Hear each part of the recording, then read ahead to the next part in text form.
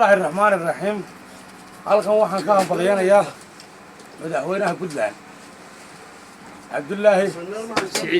Saciid Dani ayaan halkan ka hambalyeynaya madaxweynaha Puntland maamulka gobolka Puntland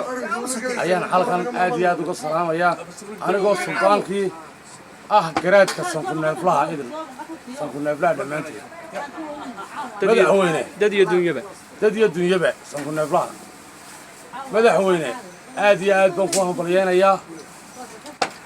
haddii Allah yiraahdo nabadgelyada iyo xasilnoolidana agtaada mar kastaba ha ahaato xagga carada iyo dagaal midna soo horseedin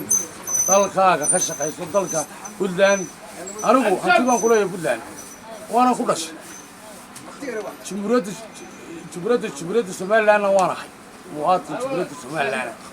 Puntland hanti kula ku dhashay abtiina loo yahay inna abtigii yuu amaanin idimo oran kartade